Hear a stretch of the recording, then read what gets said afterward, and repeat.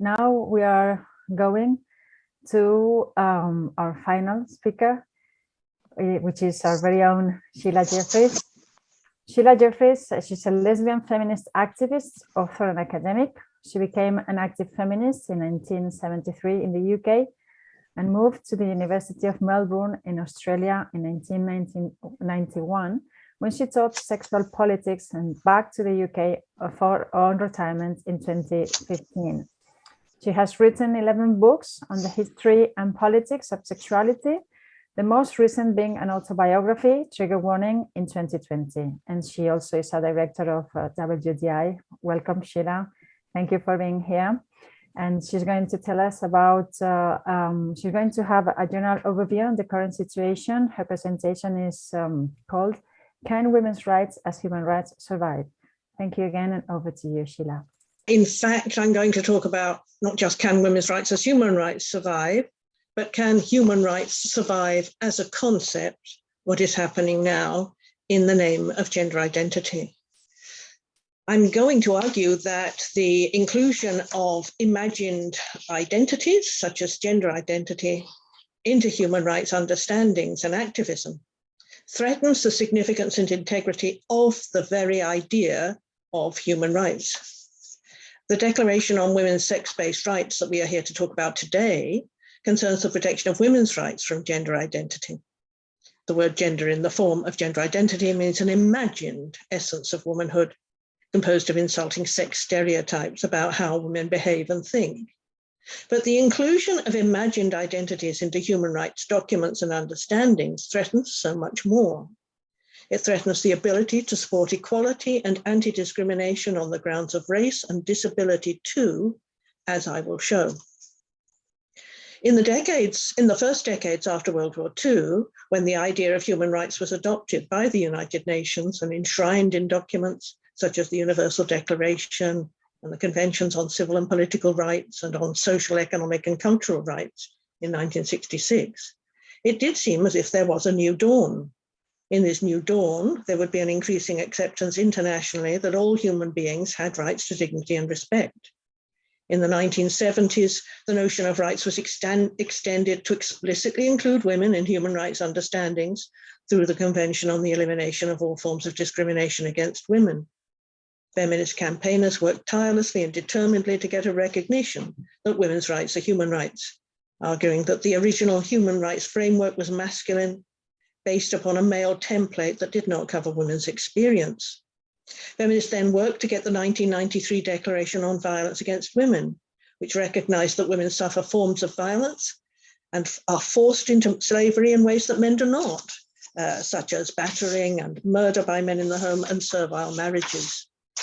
It was recognized that states that did not seek to outlaw these practices were involved in violations of women's rights. As a feminist political scientist, I have taught students about the concept of women's rights as human rights for several decades. I've used the idea of women's rights as human rights in my activist work with the Coalition Against Trafficking in Women in Australia and internationally. When I started teaching and writing about women's human rights in 1991, there was a general sense that the situation of women was improving. There had been a huge and influential feminist movement, although this was beginning to run out of steam. There was a sense of excitement and positivity in the feminist human rights community. Most of all, in the 1990s, feminists in law and political science in universities and on the ground were writing wonderful, inspiring work on how to expand women's rights practice and theory through including the rights of women. By the 2000s, however, the forward march of women's human rights was halted by the rise of religious fundamentalisms, which saw women's rights as a threat. The expansion in understanding of women's rights could not continue under the onslaught of organizing by conservative religious governments, such as the Organization of Islamic Cooperation and the Vatican, as well as fundamentalist Christian churches in the US, which started to work seriously through the UN to impede the progress of women's rights. Women's rights, these religious entities said, were culturally specific or Western or an affront to God. The Commission on the Status of Women had changed, or gradually changed, from a site of opposition from men to a site of opposition from men instead of a triumphal site of progress for women. But at least the feminists were united in trying to preserve and protect women's rights. This changed in the last decade. The threats to women's rights more recently have taken a different form. The threat consists of identity politics, which argue that men who have fantasies about being members of rights-bearing categories other than their own should be entitled to rights based upon their make-believe. The majority of the men who campaigned for what they called the right to expression of gender were those who were called transvestites by the scientists of sex, i.e. men who were sexually excited by imitating women's oppression. They wanted to be able to dress as women in public places instead of secretly in the bedroom or at special clubs and weekends away that serviced their fetishistic sexual interests. From the 1990s onwards, transvestite campaigners sought to get their sexual excitements recognized as a human right. They argued that their interest had nothing to do with sex, although all sexologists before that time said that it certainly was, and their biographies, their pornography, and their websites make it very clear that it is sexual. They invented the idea that they really became women by some magical process by which sex stereotypes associated with women entered their brains and bodies. They gained what they called gender identities. As women, they said they should be entitled to all the hard-won rights of women, as well as special rights, which protected them in the performance of their fetishistic interests in public. There are those who designed and promoted the idea of gender identity rights for heterosexual male transvestites. The fiction they presented that people could change sex was disseminated to other groups who were greatly harmed by it, such as homosexual men who were unhappy loving men whilst remaining in their male bodies, and teenage girls who would once have grown up to be lesbians and now encouraged to believe that medical treatment that seriously and permanently damages health can make them boys. The women's human rights set out in CEDAW and the Declaration on Violence Against Women are based on biological sex and not gender. And by the 2000s, the language of gender as a euphemism for sex was already much in use in human rights work. It was therefore fairly easy for gender identity activists to inveigle themselves into what was referred to as gender and create determined confusion as to what gender actually meant. That would have been harder if the language of biological sex had been retained, because it is pretty obvious that men cannot change their biological sex.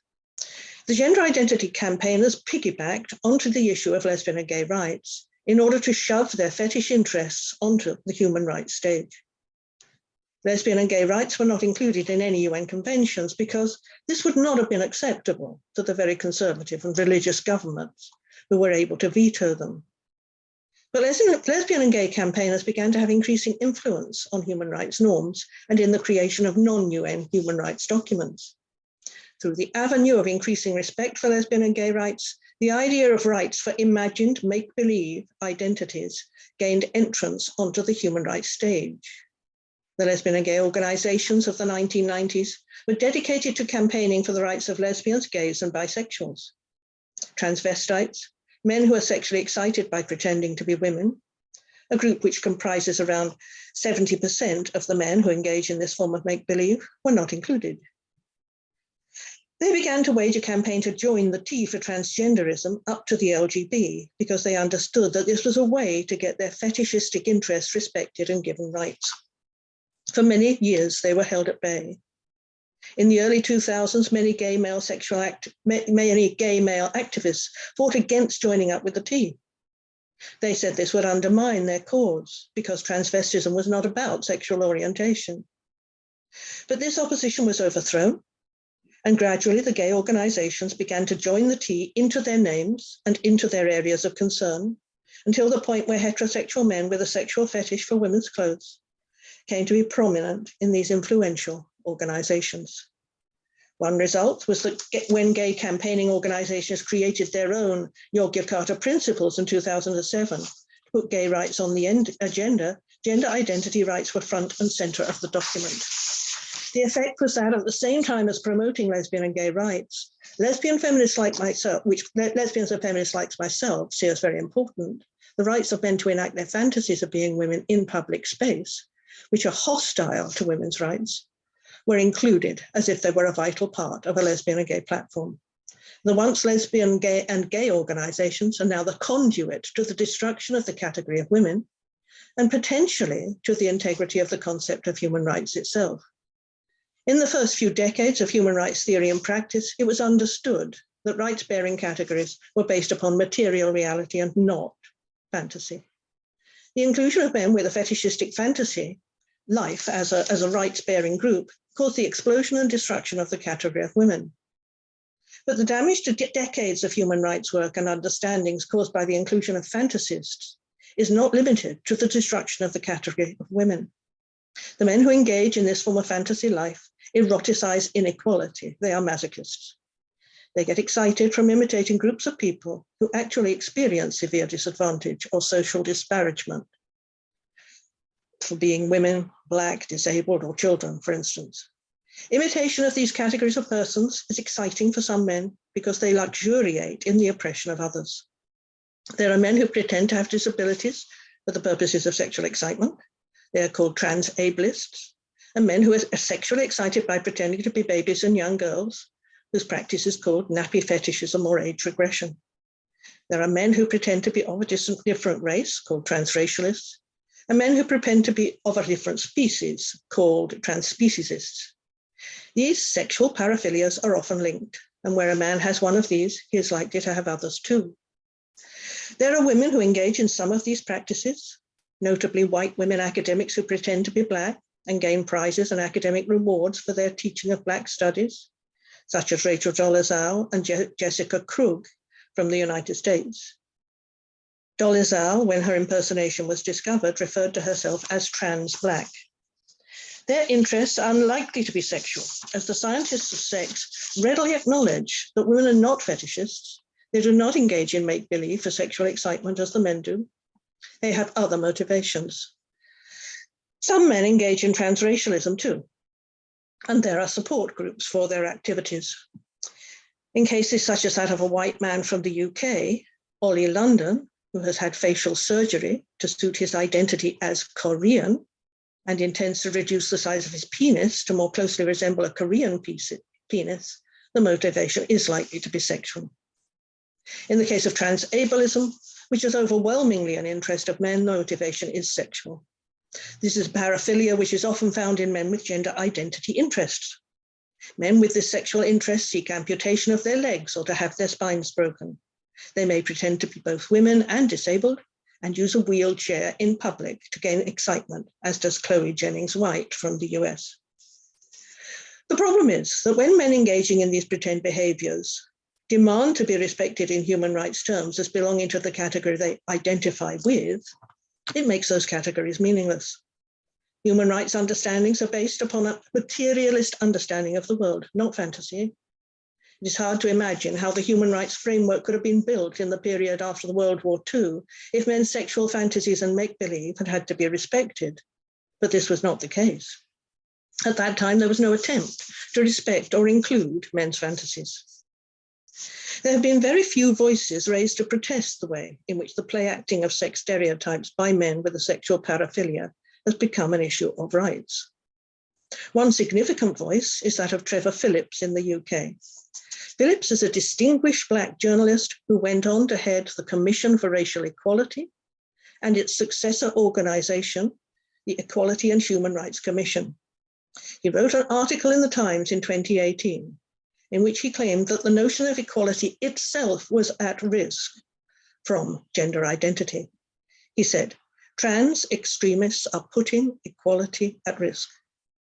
He argued that allowing people to declare their own gender would make a mockery of Britain's decades-long struggle for fairness. It would, he argued, be the beginning of the end for the politics of equality in which he had been engaged for so long, because it would open up all rights-bearing categories to those who were acting out fantasies and therefore entirely discredit them. There is little public support for transracialism and no powerful organizations demanding that men and women who play act being Black or an ethnicity that is not their own be included. There is almost universal condemnation of transracialism at this time. Rachel Dolezal's play acting of Blackness, for instance, was described in an article in the Huffington Post as messy theft and fiction of a Black American identity, which uses the currency of a subculture of privilege that is rooted in white supremacy. It says that to believe that one can transfer one's identity in this way is a privilege, perhaps the highest manifestation of white privilege. This understanding is not applied to the play acting of gender identity, however. In the media, there's almost universal approval and promotion of gender identity, with only some feminists making similar arguments, as in saying that when men pose as women, their practice is theft and privilege that is rooted in male supremacy. The difference between the ways in which gender and Black identity are viewed is likely to be the result of oppressions which affect men, such as racial discrimination, being seen as hugely more important than the oppression of women. Or it could be that gender identity is seen as real, whereas imitation of Blackness is obviously a fantasy. In a Guardian article, a white professor goes so far as to say that the conflation of transgender and transracial issues is dangerous. He does not make clear why that is so. Surely the behavior of transracialists and transableists cannot affect the politics of equality, you might say, because they're so outlandish. But the idea that people can change their sex, now more usually called gender, is changing the landscape of human rights and equality. The next Scottish census will allow people to choose their gender. This might encourage those with other paraphilias to register themselves as being Black or as disabled, when this is simply not true. White men and women who identify as Black or Aboriginal Australian have won accolades in the fields of literature, for instance. The idea of human rights is based upon material reality and cannot survive the addition of men's sexual fantasy identities. There are increasing threats to any global consensus on human rights at this time, such as the rise of authoritarian regimes. As human rights activists, we're already engaged in a struggle to maintain the gains that have been made. The most recent threat of the inclusion of men's imagined identities needs to be opposed with vigor if the seriousness of human rights is not to be devastatingly undermined. Thank you.